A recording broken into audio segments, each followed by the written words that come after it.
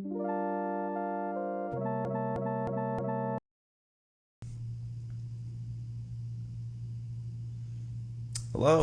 welcome back to the Living Proof Podcast. I figured out how to connect my camera to my laptop, so now I don't know if things are better or worse, but we're gonna, I guess, test this out and see how things go. Anyway, so last week I was not here. I had a very busy weekend. My friends came down, so I didn't have the time to record. And I guess that was good because I didn't really know what I wanted to talk about. I didn't know what I wanted to talk about today until a couple days ago. I went to this campus gathering for one of the churches around here, and in it they talked about friendship and what it means to have friends in your community, friends in like your neighbor-ish area, and then friends in your inner circle. And so today I wanted to talk about having friends in your inner circle because I've had past friendships that what I deemed to be close, and they actually weren't close friendships at all, and I just want to recount what they lacked in comparison to God's friendship and God's grace. Because looking at it from a different perspective, even in college, even in the past couple of months that I've been here, there has been so much change and so much development in my mentality and the way I see people around me and the way I approach friendships and connection in general. And that's changing every day. It's changing today. I guarantee it'll be different tomorrow. But I think that I've learned a lot, and so I wanted to share some of the things that I've learned in unison with what I learned. What day was that? Wednesday night when I went to that campus gathering. So I initially just want to start out with what it means to be someone's close friend. You know, what even is friendship? Why is this popping up on my screen? Please get out of here. I don't want you up here.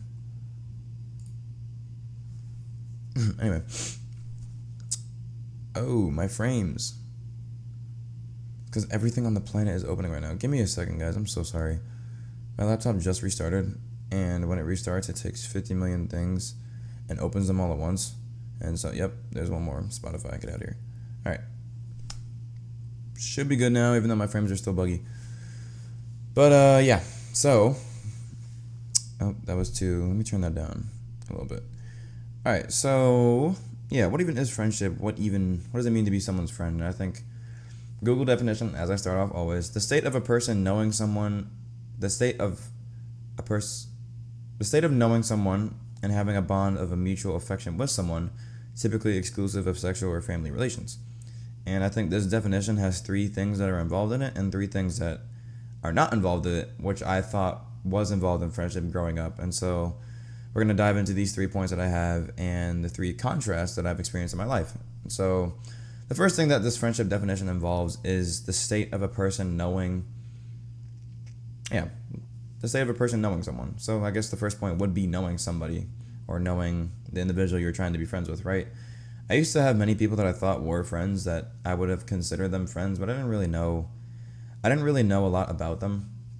And that's not to say I wasn't like amicable with them. I was still acting friendly towards them. I would still say hi, still smile, and blah blah blah, but I can't really call myself a friend if I don't even know how many siblings they have, if I don't know what's going on in their life. I can't really be a friend.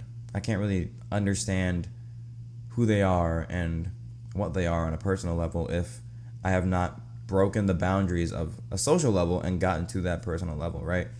You can be friends with someone without knowing every single detail of their life. Like, I have friends that I've known for years since high school, and obviously I don't know everything about their life. I don't know what they do on their day-to-day. I don't follow their schedule and have a schedule tracker for every single action they commit. No, I don't do that. That's not... In fact, I'd probably call you a psychopath and not a friend if you did that. But I think that just because I don't know every single detail about my friends' lives doesn't mean that I inherently am a bad friend or am not their friend at all, right?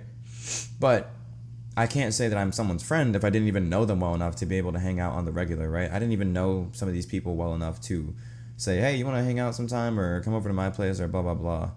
And while when I was younger, I didn't really have that opportunity to hang out with people in my house. It wasn't an open crib type situation. Nobody really just came over and hung out. We had house parties with the neighborhoods and stuff like that, but that was way, way younger. So my high school, my junior high friends, my middle school friends never really came over and hung out. But the people that did, when they did, the rare occasions, I would consider those people my friends, those people my close friends, actually.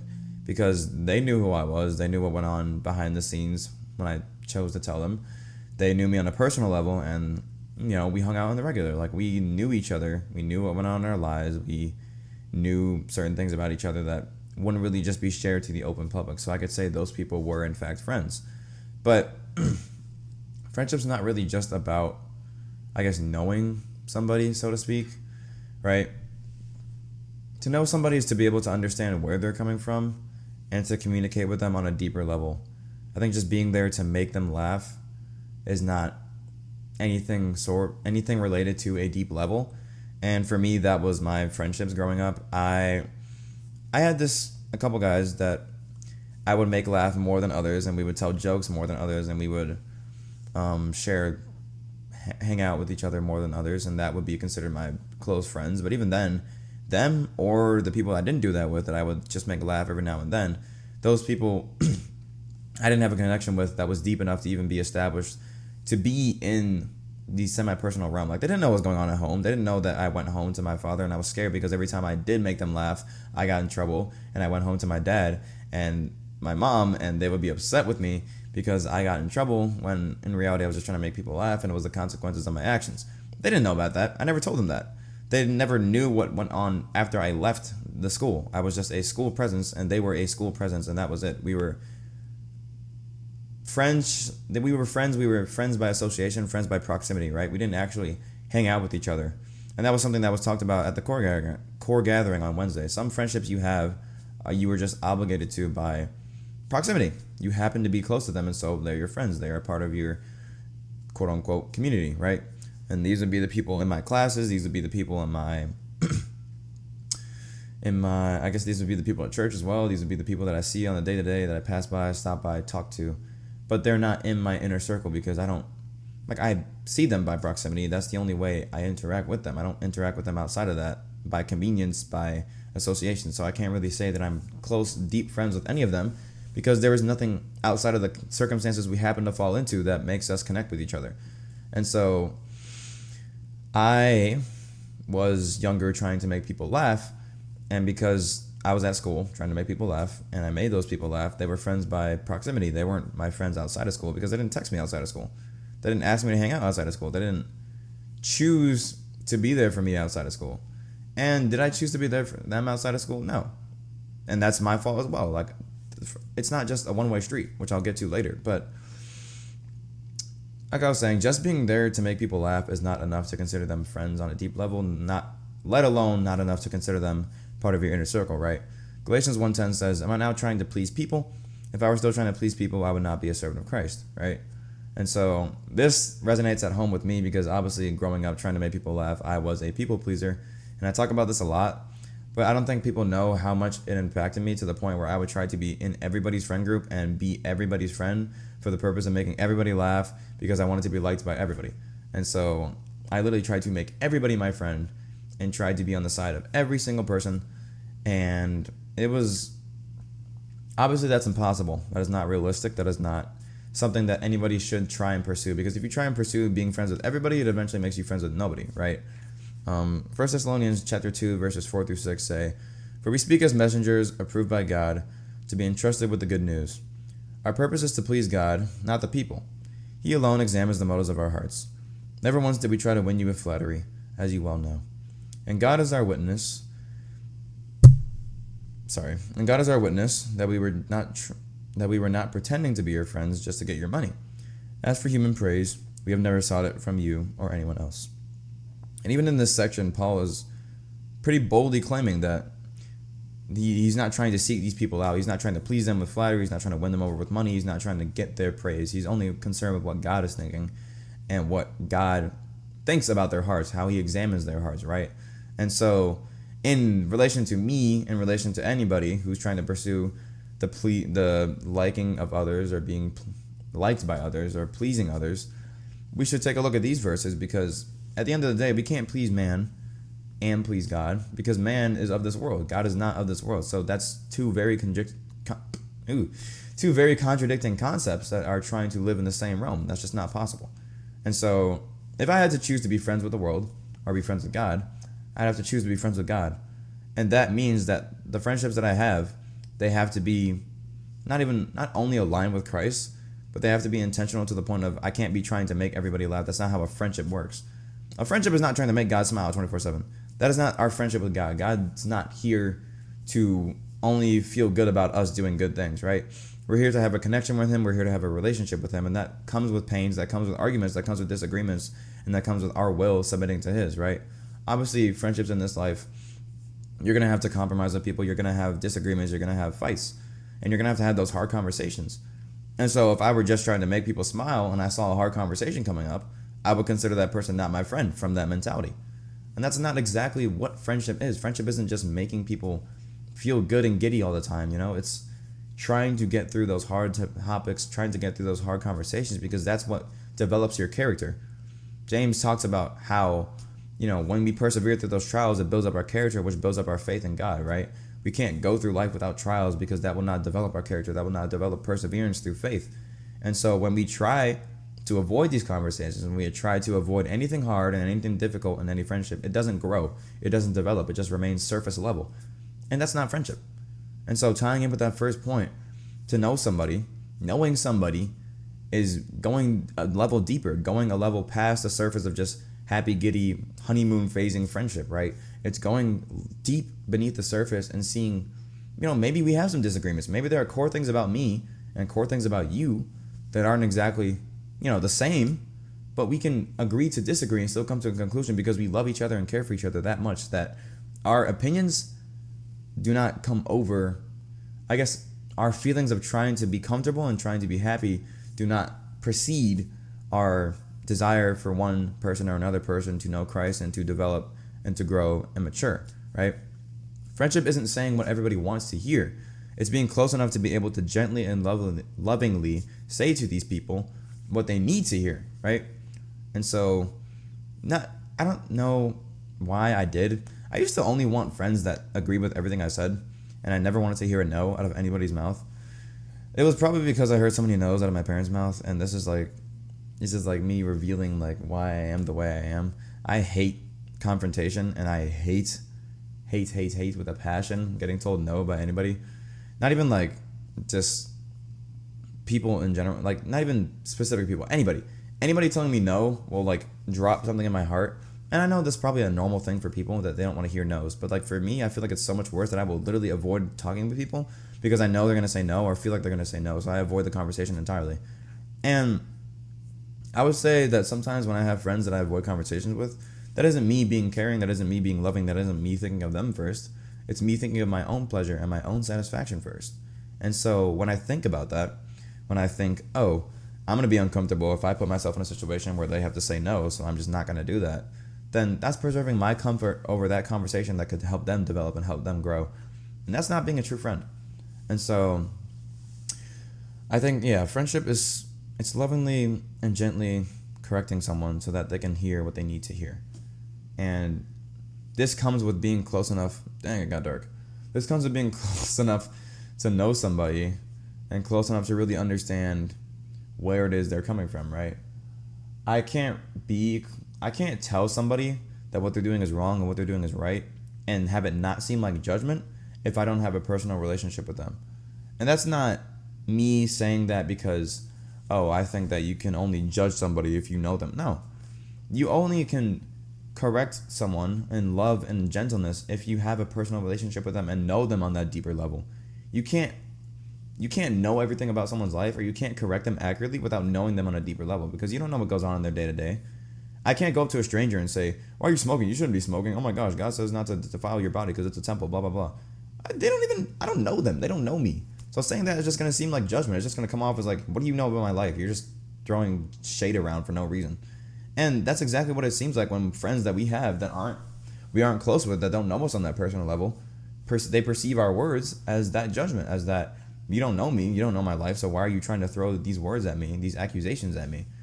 And so without knowing somebody on that deeper level, without actually understanding them under the surface and understanding why they are the way they are, their motivations and their struggles, you can't accurately, gently, and lovingly correct somebody because you don't know what goes on in their life. If I were to play a video game and never touch past level 1 and someone's on level 8, and I try and correct them on what they're doing in level 8 when I haven't even gotten there yet, who am I to judge them? Who am I to do that? I don't even know what's on the level. I don't even know what mechanics have changed in the game from level 1 to level 8. And I'm still trying to correct them with the knowledge I have from level 1. I have to develop to level 8 to get to level 8, to know those mechanics, to know those techniques so that I can accurately help somebody, because I then know how they're playing the game. I then know what they're understanding. So I can't accurately correct and lovingly correct my friend, or lovingly tell my friend what they need to hear, or lovingly not people please with my friend if I don't know them on a deeper level than what is already shown at the surface for everybody else. If I tell them, hey, you need to tighten up, this action is not in line with God, if I don't know them, that's going to come off as judgment. But if I do know them, and they know I love them, and they know I care for them, then that won't be judgment. That'll be a wake-up call for them to say, okay, maybe something is wrong. My friend here, my good friend who knows who I am, is trying to correct me on something. Maybe I should look at that. And the Proverbs talks about how only a fool doesn't accept correction. So if you want to be unwise in your friendships, then you would not accept the correction of a good friend. But these good friends are the people that should be in your inner circle, right? Someone in your inner circle should be someone that is wanting to tell you what you need to hear, not just what you want to hear. And yeah, so that first point, knowing somebody, obviously what I thought it was just being a people pleaser and making everybody smile, but that's not knowing somebody, right? To know somebody, you have to go deeper. You have to go under the surface. And I think that's a good takeaway from what I heard on Wednesday and just the things I've been experiencing in college. So moving on to point number 2, I think that friendship involves having a bond of mutual affection, right? That's what the definition said. Knowing somebody, the state of knowing somebody and having a bond of mutual affection with them. And so the definition of mutual in, the dictionary is of a feeling or action experienced or done by each of two or more parties toward the other or others. So we're just going to focus on each. So we're going to focus on experience or done by each person toward the other, right? So obviously, we all know what mutual is. I don't even know why I said that definition, but just something experienced or done by one person to another, and vice versa, right? It can't be a one-way street. To be a good friend to others, to have someone in your inner circle, you have to both be equally invested into that bond. It cannot be a one-sided situation. Like I said before, friendship is not a one-way street. You can't expect someone to keep giving to you, and never give to them, never be there for them, never provide for them, right? That's just not how that works. And in the same way, friendship with God is not like that, right? God gave to us. He gives us blessings. He gives us gifts. He gives us life. And he gives us eternal life, not just life here, but life in the future. He died on the cross, gave us salvation so that we could have life with him, and he intercedes on our behalf every day. I'd say that's pretty self-sacrificing for a friend to do that for us, right? No greater love hath man than this, that a man give down his life for his friend, right? A man lay down his life for his friend. And so God committed the ultimate act of love in friendship for us. And sometimes I feel like we're part of the Israelites that are in Hosea, right? Hosea talks about how the Israelites receive all these gifts from God. They receive the blessings. They receive his gifts. They receive his kindness and his goodness. And they take it and give it to all these idols. They give it to the world. They give it to these golden calves and sticks that they worship on mountains and all these other things, because they think that the idols can save them, when God was really giving them their affection and caring for them the whole time. And so our friendship is sometimes like that. Our friendship with God is sometimes like that, but our friendship with others is sometimes like that as well. We think that when we receive from others, we receive, and we just go give that to other people. We try to pour into people that don't want to pour back into us, and then our friends, our close friends that we're trying to pour into us, they take their pouring away because they're like, okay, this guy doesn't really care about me. I'm going to keep giving to him, and he clearly doesn't care, so I'm just going to go elsewhere. And so when we think about that, when we really think about it, we should be pouring into the people that are pouring into us. We should be pouring into God who pours into us, as opposed to giving to all these people that aren't mutually invested in us. Why would I want to give my time to somebody who doesn't give their time to me? Think about if you were, this is obviously a different context, but think about if you were in a marriage, right? If you were in a relationship or if you were in a marriage, and your spouse, your significant other, doesn't give you the same level of care you give them. Obviously marriage has different obligations and different conditions for, being together other than a friendship. But if you were experiencing that, would you not want to say, okay, this person's not really investing in me the same way I am in them? I didn't sign up for this when I vowed to be with them in marriage or wanted to be with them in a relationship, so I think this is unfair to me, blah, blah, blah. And you would be right to feel that way, because in a marriage, You two should be equally invested in each other because you have a marital bond, right? This, you have a friendship bond, but even in the same sense, you should be equally invested in each other to the point where you can be vulnerable, you can be weak with each other, you can show each other your faults and not receive judgment for it, but receive care and correction from the heart of Christ. You shouldn't have to be afraid to pour into somebody because they're going to judge you, and you shouldn't want to pour into other people because someone's pouring into you, so you pour there. There's nothing, like, you're not giving anything back to the person that's pouring into you, so eventually that will run out. You'll still be trying to pour into other people. That will run out too, and you'll end up with nobody, right? Which is why I say you can't try and be a friend of everybody. If I'm pouring into this person, and I'm pouring into this person, and this person sees that I'm pouring into these people, whether they get offended by it or not, blah, blah, blah, it doesn't really matter. But they're going to see I'm pouring into them. I'm also pouring into these people. And these people are pouring into the whole world and worldly things. And so I'm not being a good friend to them because I'm not really pouring into them as much as I could be if I took my attention off of these people. And so since I'm not pouring into them with the amount of effort they're pouring into me, because they're just directly pouring into me, right? If I'm a bucket, 100% of their bucket is going into me. Meanwhile, 50% of my bucket is going back to them. 50% of my bucket's going to somebody else. And so obviously this isn't, just bear with the analogy. So 50% is going back to them, 100% is going to me. They're like, why am I only getting 50% back when I'm pouring 100%? And if I'm the only one giving them, pouring into them, eventually they're going to run out before I run out because I'm getting 100%. They're getting back 50%. Eventually they're going to run out and I'm still going to have 75% somewhere around there to give into other people. And because those other people are giving back to me a little bit, like 25%, and they're giving to other things in the world. And I'm getting this 100% from this person. So I end up fine. This person ends up drained. Eventually I'm going to end up drained. They're going to end up drained. And then I'm just friends with nobody because I can't pour into anybody the same way they were pouring into me. I lost a pouring from this person. I lost a pouring from these people because they were never really pouring into me with all their 100% as well. And now I can't pour into anybody because I have nothing to pour out of. And so in the same sense, when you have friendships that you're pouring into, that are pouring into you, you have to be mutually invested into that friendship so it can remain, so that you can be replenished by each other. That's what an inner circle is.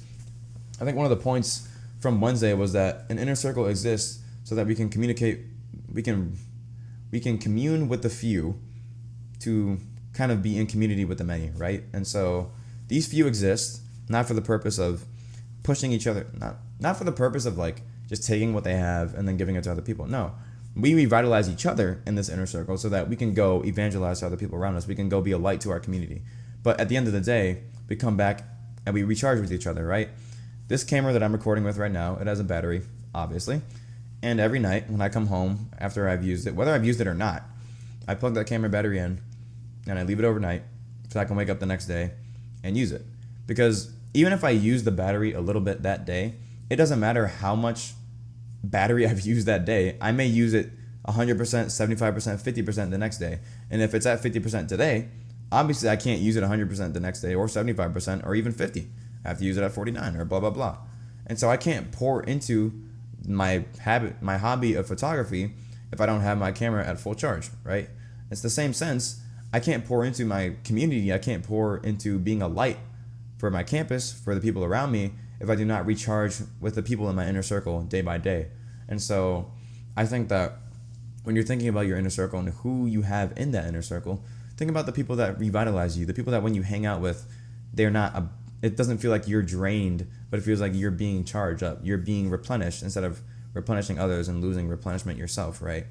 I think that this can be more accurately seen in your relationship with God, right? Whenever I hang out with God, whenever I read the Bible or pray or worship, I don't feel drained. I feel better. I feel revitalized. I feel rejuvenated. I feel great. And I feel like I can go out and do the same thing I've been doing for the week on end and feeling tired about it because I have God replenishing me and giving me that strength. In the same way, your godly friendships in your inner circle, your close friends should be like that. They should feel like that. They should make you want to be able to go out into campus and then have that same revitalization in your heart so that when you do that, it's not just a matter of, well, I had a little bit of energy today. I don't really have that much anymore, so I'm not going to go out to this event that I can evangelize to people at. I'm not going to go out and preach the word to my friend who's feeling a little down today. I just don't have it in me because I didn't get revitalized. But you had the choice to be revitalized when you had that inner circle, and you chose to take what they give you and give it to somebody else, as opposed to giving back to them 100%, getting that revitalization, and then going out to somebody else, right? you have to receive that charge from that person. You have to receive that charge from your friends. That's what God provides our community for us, right? I think that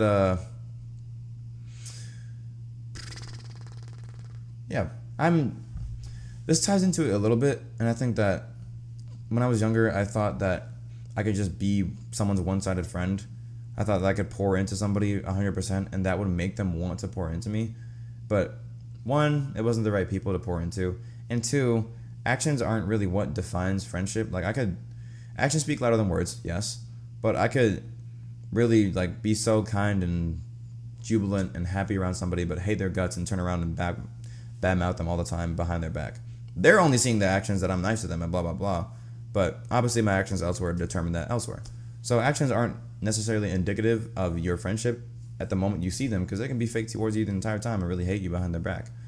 So it didn't really matter to me what someone said or what someone thought of me. I just wanted them to be my friend, and I would do anything to that end. And that would put me really exhausted, really tired all the time, because I had to do these exhausting things like be funny all the time or make jokes or do stupid things or get in trouble just to make people laugh. And that really isn't friendship. It's just a chore that I assigned to myself. Didn't even get the full reward out of it because they weren't pouring back into me the same way.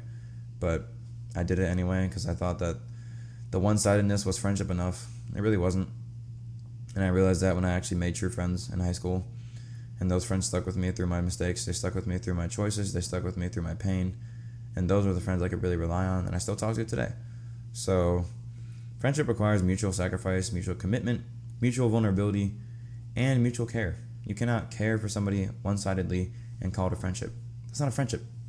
That's you giving to them and them taking your gifts and giving it elsewhere, right? That's me getting someone stuff for Christmas, and they take the money I got them for Christmas and give it to somebody else. That's at that point, I should just be pouring into the other person, because they're just taking what I gave them and giving it to that person. So why don't I just pour into that person, like, at that point? And so it kind of ties in with Proverbs 18:24 a little bit. Sorry, excuse me. Friendship requires, like, I was going to repeat the same line. Oopsie. The verse says, there are friends who destroy each other, but a real friend sticks closer than a brother. And I think that the friends being in quotes, I think that also stands out, because it's not real friends. There are friends who destroy each other. And you could say you're a friend with somebody, but if you're really taking their gifts and pouring it to somebody else, you're kind of destroying them. You're not giving them the same revitalization that they're giving you. And so in a sense, you are genuinely destroying them, because obviously their sustenance does not rely on you, right? Their sustenance comes from God. God is our source. God is our refuge. God is our rock. But if I'm constantly giving to people who I think are friends who are in my community, and they're not giving back to me the same sense, us both knowing what God calls us to do, and us both knowing we should be in community with fellow believers, if I'm called to be there for them and I'm not, and I'm giving that to other people that are not believers, or even believers that aren't in this circle, then that person is being drained, whether they believe it or not, whether they realize it or not. And at the end of the day, I'm destroying them by choosing to not be there for them, by choosing to not be available for them. And so I think at the end of the day, I need to be discerning about who I want to be available with, but make that commitment to be there available for them, right? There's mutual commitment. If someone commits to me, if good reason to, I should commit to them, right? Obviously, discern whether or not that friendship is good for you, and if not, let them know that. But if the friendship is good for you, if God's calling you to that, then be there for them. Be committed to them. Be committed to that bond. Be committed to that close friendship that you can rely on, that you can recharge yourself with, that you can be rejuvenated with, so you can go out on campus, onto community, and do these things and evangelize to people and be a light, because you're refreshed by the people that you can come back to at the end of the day, talk about your struggles, talk about your hardships. I think this is kind of ties into the idea with an accountability partner. A lot of people have accountability partners where they, talk to each other every now and then, see how things are going, see where they've fallen spiritually, and see how they can be encouraged and blah, blah, blah, see how their life is kind of going. I have an accountability partner in university, and I think that our conversations at first weren't really geared around that. They were just kind of like, how you been? How's life? Blah, blah, blah. But now I think we're getting more into talking about how we've been spiritually and where we've fallen and how we've kind of felt like we are outside of God's presence and how we can get back into that presence. And so these friendships are now, or this friendship, this connection, this accountability connection is now one that recharges me, because I talk with somebody, they talk with me, and we bounce ideas off of each other so that we can be recharged in the spirit, so that we can know that God's still with us and be in his presence. And so having these close friends that you can have these conversations with is beneficial, because there's no obligation or responsibility to do it. They're committing themselves to making that action over and over again of being there for you, right? These connections are not out of obligation or responsibility, but commitment. In my years of college, I've had to be vulnerable in friendships, and they've hurt me sometimes. I think I have a track record of somehow choosing the wrong people to want to invest into, and it makes for a bad time when I realize they are not the person I thought they were.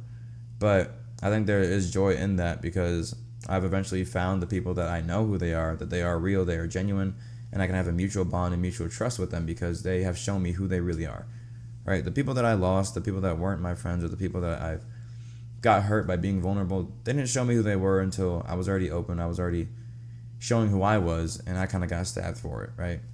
There was a quote that was said on Wednesday that being friends with somebody is like handing them a knife and hoping that they don't stab you in the back, right? And that shows real true vulnerability, but it also shows true trust. You can't trust somebody if you're not vulnerable and open with them. And you can't be vulnerable with somebody if you don't trust them. And so I think that a lot of my friendships now are people I can be vulnerable, people I can trust, these close inner circle friends, these couple of people that I really rely on. I know I can be open with them. I know I can tell them if I struggle, if I fall into lust, if I fall into sin, if I struggle sexually, if I struggle academically, if I struggle mentally, if I struggle spiritually in any other way. I know I can tell these people because they're not going to judge me. They're not going to make me feel bad for it. Rather, they're going to lift me up, and they're going to make me feel like I have people that I can lean on, because that's what a friend should do. That's what a person in your inner circle should do. They should not be somebody that drags you down or makes you feel bad or makes you feel like trash for just telling them or sharing a fact about them. I remember there was vividly one situation that I remember so very, I don't even know like the word I can use for it, because it sticks out in my brain so much as a sore thumb, because I was such a jerk to one of my friends. And so there was this person that was on my swim team, and she was good at swimming. And in my heart, I was jealous. In my heart, I thought that it was just always a competition between me and her. And this especially happened after there was like drama between us and blah, blah, blah. I don't want to get into that. The point being that one day, it was summer, I think a year and a half after that drama happened. It was summertime. And she was telling me how she was going to the beach with her swim club. And not even a year and a half. It was like 5 months after that happened. And she was telling me she was going to the beach with her swim club. And my first initial reaction, right? This is not the reaction of a friend. This is a reaction of someone who thinks they're in competition with the people around them. This is not a friendship. This is not anything. My first initial reaction was that she is trying to flex the fact that she is going to a beach, and she is trying to prove that whatever she's on is better than whatever I'm on, and that she's better than me in some way, shape, or form. And my initial response was something along the lines of, oh, wow, good for you. I don't even like the beach anyway, so, I'm like, where did that come from, to the point where she was telling me, oh, I'm going to the beach with the swim club. And I immediately said, well, good for you. I don't even like the beach anyway, so blah, blah, blah. Like, I immediately just made the situation about me. And that wasn't me being a friend. That was me being a friend who destroyed each other. Because I just destroyed her mood. I killed her mood. Because she was so happy about going to the beach, and I was just like, I don't even like the beach. So, joke's on you, loser. I think I actually said loser. I was like, dude, I don't know why I did that. And that was a terrible thing to do as a friend, a quote-unquote friend of somebody. And I think after all that drama happened between us, I never really got over it. And so I was like friendly with her, but I wasn't really her friend. And I think that kind of came to light in that situation. Since then, I've gotten over that, and I feel bad about it every day. And I think things have never been the same between us just because of our demeanor towards each other. But I would say that wasn't really me being a close friend. That was me being a friend who destroyed my other friends. That was me being more worried about my own comfort and my own perspective than being vulnerable and being weak with that person. And I would say that she was open with me. She was trying to lend me a knife. She lent me the knife, and I stabbed her in the back with it by being selfish and being only caring about my own well-being and my own opinion, right? And so I think that friendship is vulnerability. It is weakness. But once you find those true friends you can be vulnerable and weak with, then you have the strength to go out to others and be kind to them, be caring to them, because you know exactly what it's like to have that same kind of thing for you and you have that thing you can go back to at the end of the day. And you have God ultimately, like you have these people in community, you have your inner circle, and then you have God up here, who should always be the person you go back to at the end of the day, regardless of your inner circle, regardless of your community, because he is the person you really get refreshment from. You can get refreshment from close friends because they're in this life. God's above this life. And so you should always refer back to him for anything your inner friends say, anything these people say. But just know with these inner friends, you can be vulnerable, you can be open, you can be honest, because God has placed them there for that purpose. Friends, a real friend sticks closer like a brother. There are friends who destroy each other, but a real friend sticks closer than a brother. And that means that your inner circle shouldn't be a million people. It should be a couple of friends that you trust, that you really know will stick there for you through thick and thin. And luckily for me, that is my brother. He's bound by the responsibility of being a brother, but even if he wasn't my brother, I think we'd still be pretty good friends. Anyway, this leads to my third point. Speaking of brother, this leads to my third point, which the definition is excluding, like being a friend is excluding sexual or family relations. And I say this because both in the past today, I've talked about marital relationships and I talked about familial relationships, in the sense that these relationships are both relationships that have an obligation to do what they need to do for you, right? You get into marriage, that's a covenant. You aren't supposed to break that. I know some people do, but in the Bible, it was never meant to be broken. There was never really divorce until he made laws about divorce, because people were doing it anyway. So there was never really meant to be a disunion between people after the union was made. And so when you make these wedding vows, they are vows. They're supposed to be upheld. They're not really meant to be broken. And so you're obligated by these vows to be there for somebody and be that close to somebody. For family relations, you are obligated by blood to be there for somebody, right? And there have been a lot of times where you've seen like, oh, just because they're my brother doesn't mean I gotta be there for them, or just because they're family doesn't mean you have to be there for them. That's kind of what it implies. I know people have different takes on that, but I think for me, I would have to be there for my family if anything ever happened. I feel like I would feel pretty obligated, right? And so there's obligation by blood to be there for somebody, to be close to somebody, to be open and available. And then this is me not saying you can't be friends with your family. You should be. I hope you are. And if not, I'm sorry about that. But I'm saying that friendships are the only connection where you don't have that obligation, either by marriage or by romance or by social constructs or by family or by any other situation, right? There's no reason for you to stay committed to that person. You could leave at any time and there are generally no repercussions. And so when you are friends with somebody, that is a choice. That is an active choice, knowing how you can get hurt, knowing how there is no obligation or responsibility to do so, and yet you're still doing it because you want to care for somebody, you want to love that person, right? God is not bound to us by blood. He's really not bound to us by anything. He's a being that could snap his fingers and all of us could disappear. He's not bound to us in any way, shape, or form. And he knows we sin every day, we hurt him every day, we disappoint him every day. And yet he still chooses to be committed to us. He still chooses to be open to us. He still chooses to let us into his family, to let us be children of him, children of the Father, and be his brothers and sisters in Christ, literally in Christ, because he loves us that much. He cares about us that much. He is willing to sacrifice his own comforts, to sacrifice his own feeling of, oh, I'm going to be happy all the time, because he wants that relationship with us, right? In the same way, our friendships on this world, they should be in a situation where we can sacrifice those things and we can commit to somebody, not because we have obligation to, but because we want to, because we care about them and love them and want to see them flourish because they are our fellow brother or sister in Christ, right? To me, honestly, this meant that I thought I should be obligated to hold friendships up in every regard because nobody was outside that realm of friendship. There's no obligation to uphold one single friend, so I tried to uphold every single friend. And I think that being busy trying to invest in everybody made me unable to invest in anybody because I was so trying to be friends with everyone that I ended up not being friends with anybody. And I think it was made a point on Wednesday that when life gets busy, you'll have nobody to call on because you were trying to be a good guy or a guy that everybody likes. And so this is definitely resonates with me because being a good friend and having close friends requires discernment and knowing who you can commit yourself and invest yourself to, right? Otherwise, you are playing a fool.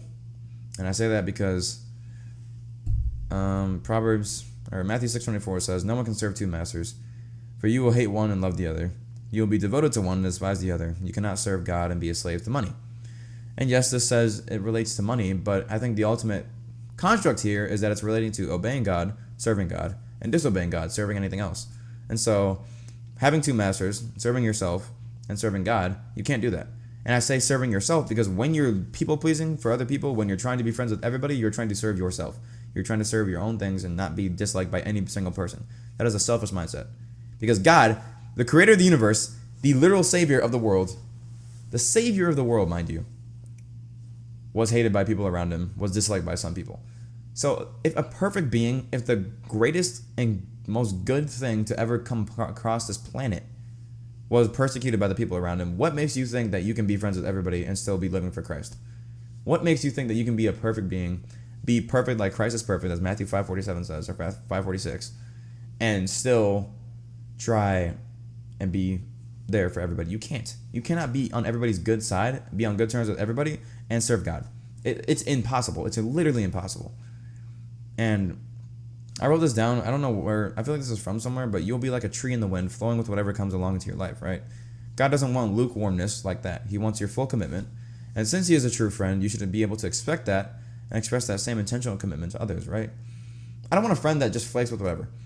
And I say this because a friend recently stopped talking to me because it seemed like I was just flaking and going with whatever. And in this situation, I suppose I was. Not really for the sake of what they were saying, but I feel like I wasn't really choosing God in that situation. I was just choosing peace. And I think that going back, I still wish they were my friend. Yes, I still wish I was close with that person, but my intention behind that was to try not to be on good terms with everybody, but to get both of them. I don't know. I really don't know how to navigate that situation. Like, the more I think about it, the more I think that what happened isn't bad, but do I want it to happen again? Not really. I want to avoid that entirely by kind of just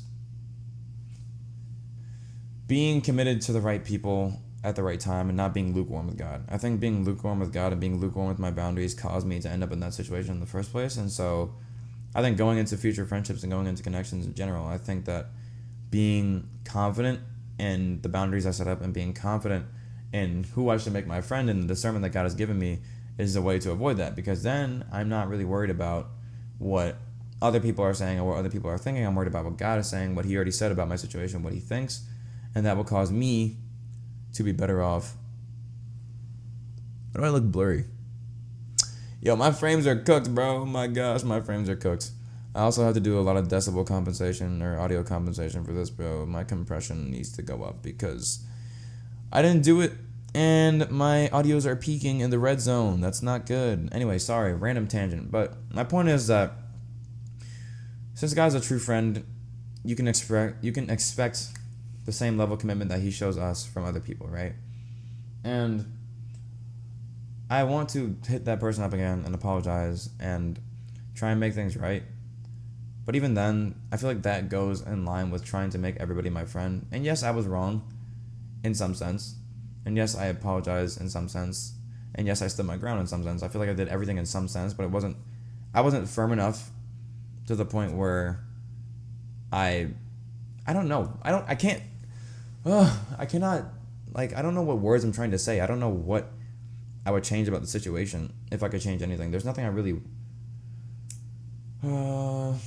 I don't know. I really don't know. That's one situation where I'm not like a tree in the wind anymore, but the way it ended up is just so confusing that I've been thinking about it for like a month because it happened a month ago, and it's just like, what do I do? Like, I don't know what to do. I don't know how to act. I've talked with my family about it. I've talked with my brother about it, and the way it is going is the way they said it should go, but I don't know. I guess the people pleasing in me still wants to be friends with everybody, and I still want to bring that person back into my life, but I don't think I'm meant to. I think God had these things happen for a reason and had me be in this situation for a reason, so that conversations like this could come about, and I could talk about it just to warn other people to not be in the same situation.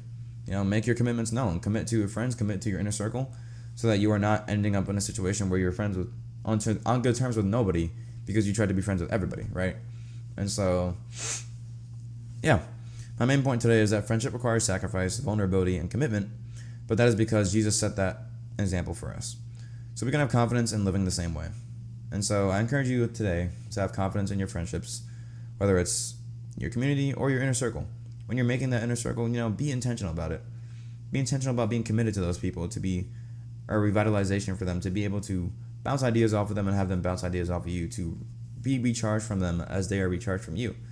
And as you're all living in Christ's image, as you're all living in Christ's example, you will get replenished, you will get recharged, because he is the perfect friend. And so being like him towards others allows you to be close to the perfect friend. Obviously, we're not going to be perfect, but it allows you to be close. And so thinking about that is, what in the world? Oh yeah, y'all know I woke up at 1:40 today, bro. I went to bed at like 3:30 last night. I guarantee I did wake up at 8 o'clock or 7:30. I snoozed my alarm to 7:40. I was like, you know what? What's 10 more minutes? Snoozed my alarm to 7:50. Snoozed it again. I was like, I'm gonna get up at 8. Did not get up at 8. I fell asleep for another 6 hours, bro. I'm like, dude, how is that even possible? I woke up. It is just crazy. That was the most random thing ever. I didn't really know why I said that, but I just wanted to share. I missed my 12 o'clock lab. Missed my class earlier today. And yeah. So, that's all I wanted to share. Make sure your friendships, seek your friendships in confidence, but seek them in relation to Christ, because Christ is the ultimate example of a friend. So when you're making that inner circle, when you're choosing the people you can trust and rely on, choose people like Christ. Choose people like God, people that have sacrificed themselves for you, that sacrifice their vulnerability, or sacrifice their strength, that come to you in vulnerability and weakness to make themselves care for you and love for you. Choose those people. And to have those good friends, you have to be a good friend. So be that same thing to them. Be like Christ to them. Be vulnerable. Be weak. But not weak in the sense of wishy-washy, but weak in the sense that you've fallen short. And let them know that. Because they'll lift you up the same way Christ lifts us up in our weakness. So that's about it. I'm going to be gone for the weekend. This is currently Friday, earlier than usual, but still posting it on Sunday. So hope you guys had a good weekend and a good last week. I will see you next week. Enjoy your Monday, Tuesday, Wednesday, Thursday, Friday, Saturday, and beginning of half of next Sunday. And yeah, I don't know how to end this. Stay blessed. End video.